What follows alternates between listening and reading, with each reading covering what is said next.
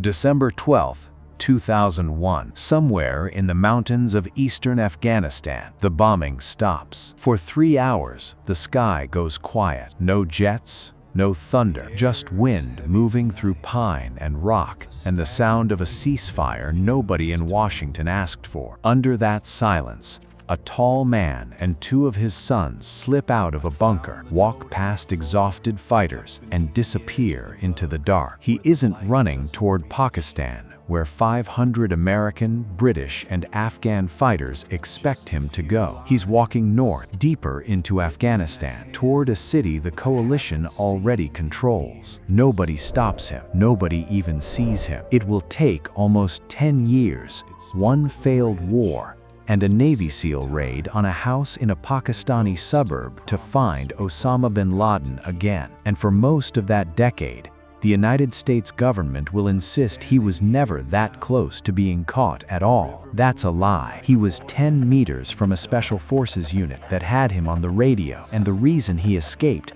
has almost nothing to do with bin Laden being clever, and almost everything to do with decisions made by American generals who never set foot on that mountain. This is the story of Tora Bora, the battle the US was supposed to win in a week, and how a stubborn refusal to trust the men on the ground turned the hunt for the world's most wanted man into the longest manhunt in American history. To understand how bin Laden escaped, you have to understand what Tora Bora actually was, and what everyone believed it was, which were 2 very different things. In the weeks before the battle, American newspapers described Tora Bora as an underground fortress, 2,000 fighters, a hospital, a power plant, roads wide enough to drive tanks through, tunnels that could survive anything the U.S. Air Force could throw at it. When reporters showed Secretary of Defense Donald Rumsfeld diagrams of this supposed complex, he didn't deny it. He said there wasn't just one, there were many. It was almost entirely fiction. When American forces finally walked through Tora Bora after the battle, they found small natural caves, some barely big enough to stand in, reinforced with scrap wood, holding old Soviet ammunition. At most, 200 fighters had ever sheltered there. No hospital, no power plant, no labyrinth. But bin Laden had spent years building the myth and years building himself into that landscape. He'd fought there before, in 1987 against the Soviets, at the nearby Battle of Jaji, a victory that made him a legend across the Arab world. He knew these ridgelines by memory. He had walked them for years, deliberately, so that if he ever needed to disappear into them, he could, which is exactly what he planned to do.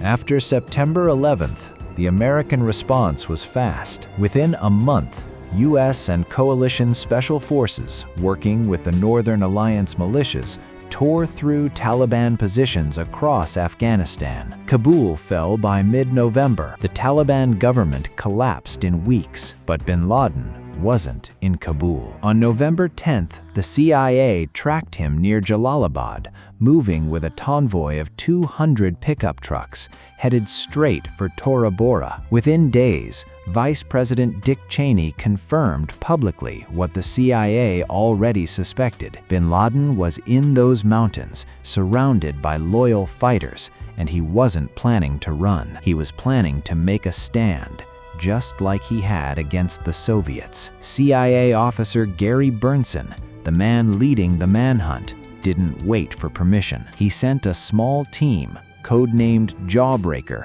up into the mountains with Afghan militia guides who knew the terrain. Alongside them, British Special Boat Service commandos, German special forces protecting the flanks, and American Green Berets calling in airstrikes. On paper, it looked like overwhelming force converging on one man in one mountain range. In reality, it was a few dozen Americans and Brits trying to fight a war through Afghan warlords who didn't trust each other, didn't trust the Americans, and in some cases didn't even want bin Laden dead. Here's the part that should have doomed the whole operation from the start. The 2 Afghan commanders leading the ground assault, Hazrat Ali and Mohammed Zaman, hated each other. Both wanted political power in whatever Afghanistan came next. Both saw Tora Bora as a stepping stone.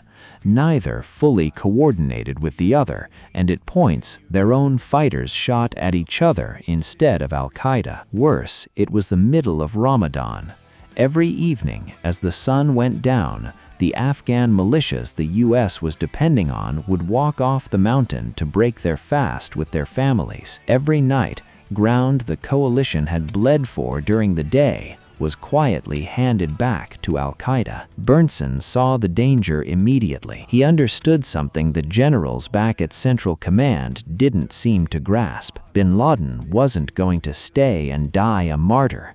He was going to run for the Pakistani border, 20 miles away, the moment things turned against him. So Bernsen asked for less than 1,000 U.S. Army Rangers, a force small enough to avoid a full occupation, large enough to seal the mountain passes into Pakistan and cut off the only route bin Laden had to escape. General Tommy Franks said no. Franks believed Pakistan would handle its side of the border. The Bush administration wanted a light footprint in Afghanistan. Afghan fighters in front, Americans in the shadows. It was a strategy built on trust in allies who had already shown they couldn't be trusted with something this important. It would go down, in the words of one journalist who later reconstructed the battle, as one of the greatest military blunders in recent American history. By early December, the airstrikes were relentless. Laser-guided bombs, B-52 strategic bombers,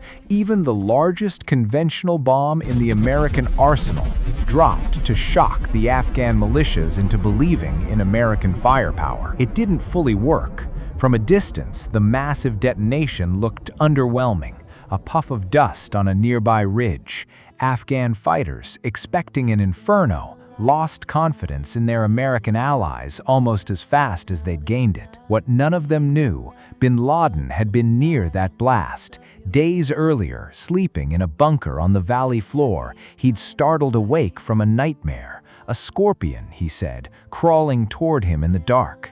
He took it as a warning. He abandoned the bunker. It was destroyed in an airstrike less than 24 hours later. By December 10th, al-Qaeda fighters, facing annihilation, freezing, low on food, down to a single doctor performing surgery with scissors, opened negotiations with the Afghan militia for a ceasefire. The terms, a pause in the fighting, time to lay down weapons and surrender. To the Afghan commanders, this wasn't unusual. Negotiated surrender was how wars had ended in these mountains for generations.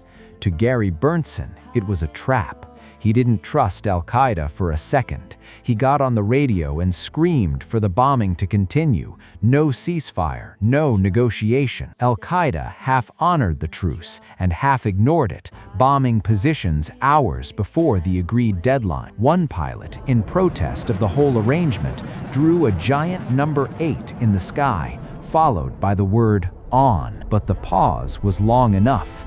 According to journalist Peter Bergen, it was that night, under cover of the ceasefire's darkness, that bin Laden and 2 of his sons walked out of Tora Bora, not south toward Pakistan where the world was watching the border, north toward Jalalabad, a city firmly behind coalition lines where an old ally sheltered him for the night. From there, he rode on horseback for 100 miles into the remote forests of Kunar province, a place so obscure it didn't appear on maps. He would not be seen again for over 2 years. There are competing theories about exactly how and when he got out.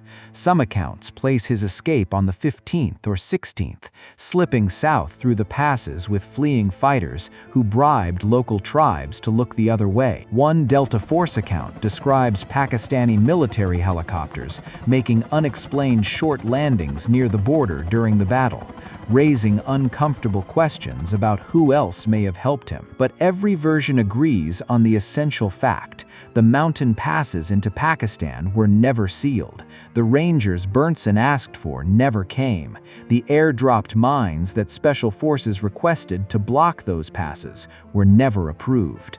The door bin Laden needed was left wide open. by decisions made far from that mountain. By December 17th, the last cave had fallen. Roughly 60 exhausted al-Qaeda fighters were paraded in front of international media, thin, fatigued, nothing like the fearsome warriors of the Western press's imagination. Around 200 al-Qaeda fighters were dead. Not a single coalition soldier had been killed. And yet, the one objective that mattered, the man himself, was gone. What followed was worse than the escape itself, a cover-up. The Bush administration insisted there was never certainty bin Laden was even at Tora Bora. Rumsfeld downplayed it publicly, even though, according to his own deputy at Central Command, he personally called every day during the bombing to ask, point blank, "Did we get him?" Vice President Cheney simply refused to discuss the battle at all. It took until 2004, during a presidential election,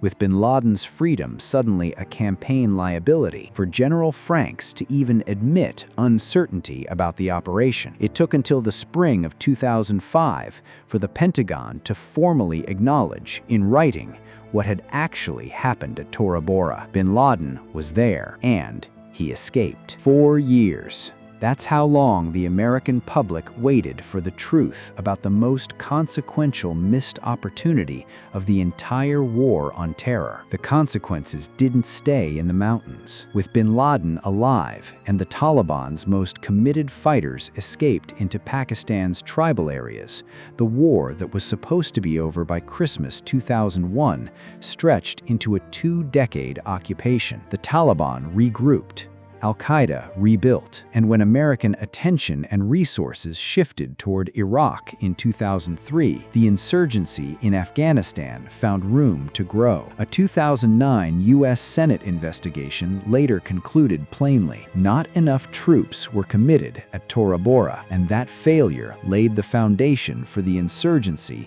that would consume Afghanistan for the next 2 decades. Bin Laden wasn't found again until August 2010, a single lead, a walled compound in Abbottabad, Pakistan, less than a mile from that country's premier military academy. On May 2, 2011, Navy SEALs finally ended the manhunt that Tora Bora should have ended 9.5 years earlier. Somewhere in eastern Afghanistan, there's a mountain range that still holds the ashes of that failure. Caves the world once believed were an impregnable fortress and turned out to be nothing more than scrap wood and stone. The most wanted man on Earth was inside a ring of American and British special forces, close enough that they heard his voice, close enough that one commander could count the distance in meters, not miles. He walked out anyway, not because he outsmarted them, because the men who could have stopped him asked for the resources to close the door and were told no. It would take nearly a decade,